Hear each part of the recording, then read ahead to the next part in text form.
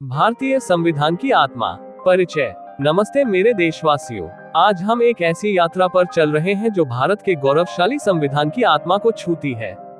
भारतीय संविधान एक दस्तावेज नहीं बल्कि हमारी आजादी, हमारे सपनों और हमारी एकता का जीवंत प्रतीक है। ये वही नींव है जो हमें न्याय, स्वतंत्रता, समानता और बंधुता का वादा देता है।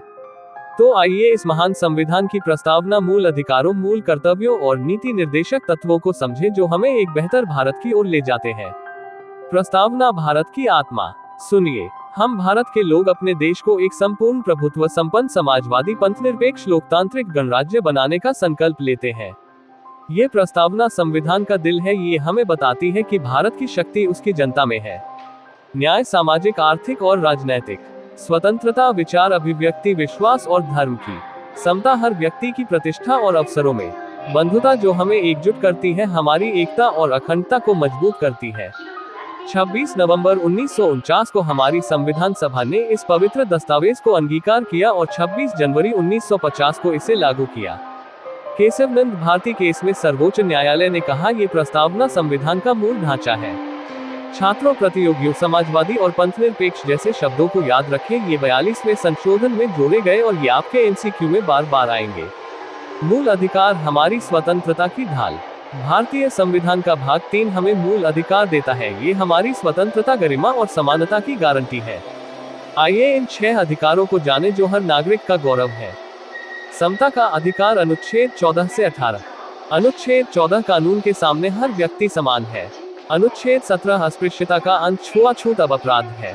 ये सामाजिक और आर्थिक भेदभाव को मिटाता है। टिप यूपीएससी में अनुच्छेद 17 और 15 पर सवाल बार बार पूछे जाते हैं। स्वतंत्रता का अधिकार, अनुच्छेद 19 से 22। अनुच्छेद 19, बोलने, सभा करने, संगठन बनाने, घूमने, बसने और पेशा चुनने की आजादी। अनुच्छेद 21, जीवन और व्यक्तिगत स्वतंत्रता का अधिकार, जिसमें शिक्षा, स्वास्थ्य और गोपनीयता शामिल है। पुट्टस्वामी केस ने गोपनीयता को मूल अधिकार बनाया। टिप अनुच्छेद 21 और मनेका गांधी केस को नोट करें। शोषण के विरुद्ध अधिकार, अनुच्छेद 23 और 24। मानव तस्करी और बाल श्रम पर रोक। टिप बाल श्रम पर प्रश्न आम है। धर्म की स्वतंत्रता, अनुच्छेद 25 से 28। भारत का पंथनिरपेक्ष चेहरा, हर व्यक्ति को अपने धर्म को मानने और प्रचार करने की आजादी। टिप अनुच्छेद 25 और पंथनिरपेक्षता पर फोकस करें। संस्कृति और शिक्षा का अधिकार, अनुच्छेद 29 और 30। अल्पसंख्यकों की भाषा, लिपि और संस्कृति की रक्षा। संवैधानिक उपचारों का अधिकार, अनुच्छेद 32। Doctor B R. अम्बेडकर ने इसे संविधान की आत्मा कहा। ये हमें सर्वोच्च न्यायालय में रिट्स के जरिए अपने अधिकारों की रक्षा करने की शक्ति देता है। टिप रिट्स के प्रकार और केशवनंद भारती केस को याद रखें। विशेष नोट, कुछ अधिकार केवल नागरिकों के लिए हैं, जैसे अनुच्छेद 19, लेकिन अनुच्छेद 21 सभी के लिए है। आपातकाल में अनुच्छेद 20 और 21 को कभी निलंबित नहीं किया जा सकता। छात्रों, इन अधिकारों को अपनी ताकत बनाएं। ये आपके सपनों को उड़ान देने और अन्याय के खिलाफ लड़ने की शक्ति है। मूल कर्तव्य, हमारा दायित्व। अधिकारों के साथ आती है जिम्मेदारी। संविधान का भाग 4 अनुच्छेद 51 हमें 11 मूल कर्तव्य देता है जो 42वें संशोधन में जुड़े गए। ये हमारे नैतिक और सामाजिक दायित्व हैं जो हमें बेहतर नागरिक बनाते हैं।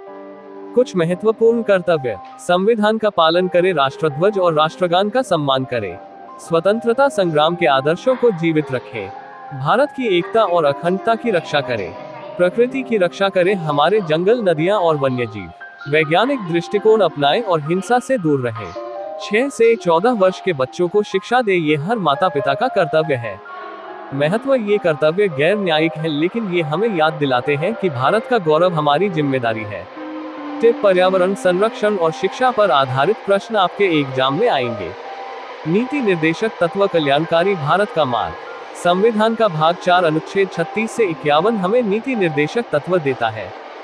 ये आयरलैंड से प्रेरित दिशा निर्देश हैं जो राज्य को एक कल्याणकारी भारत बनाने का रास्ता दिखाते हैं। कुछ प्रमुख तत्व, सामाजिक और आर्थिक न्याय। अनुच्छेद 38, सामाजिक और आर्थिक असमानता को मिटाएं। अनुच्छेद 39 से मुफ्त कानूनी सहायता। अनुच्छेद 43, जीविका, मजदूरी और ग्राम पंचायतों को बढ़ावा। गांधीवादी सिद्धांत। अनुच्छेद 40, ग्राम पंचायतों को सशक्त करें। अनुच्छेद 47, शराब और नशीले पदार्थों पर रोक। पर्यावरण और संस्कृति। अनुच्छेद 48 से पर्यावरण और वन्य जीवों की रक्षा। अनुच्छेद 49, ऐतिहासिक स्मारकों की सुरक्षा। अंतर्राष्ट्रीय शांति। अनुच्छेद 51 विश्व शांति और सहयोग को बढ़ावा। महत्व। ये तत्व गैर न्यायिक है, लेकिन ये भारत को एक समावेशी और कल्याणकारी राष्ट्र बनाने का सपना दिखाते हैं। टिप। मिनवा मिल्स केस को याद रखें, यह मूल अधिकारों और नीति निर्देशक तत्वों में संतुलन की बात करता है। निष्कर्ष। भारत का गौरव, हमारी जिम्मेदारी। मेरे दोस्तों, भारतीय संविधान सिर्फ एक किताब नहीं बल्कि हमारे देश का गौरव है। प्रस्तावना हमें एकता और न्याय का सपना देती है। मूल अधिकार हमें शक्ति और गरिमा देते हैं। मूल कर्तव्य हमें जिम्मेदार नागरिक बनाते हैं। और नीति निर्देशक तत्व हमें एक कल्याणकारी भारत का रास्ता दिखाते हैं। छात्रों और प्रतियोगियों, इस संविधान को अपनी ताकत बनाएं। अनुच्छेदों को याद करें, केस लॉ को समझें और अपने सपनों को हकीकत में बदलें। यूपीएससी, एसएससी, पीसीएस, जो भी आपका लक्ष्य हो, यह संविधान आपका मार्गदर्शक है। तो उठे पड़े और भारत के इस महान दस्तावेज को गर्व के साथ अपनाएं। जय हिंद। योजक चिन्ह।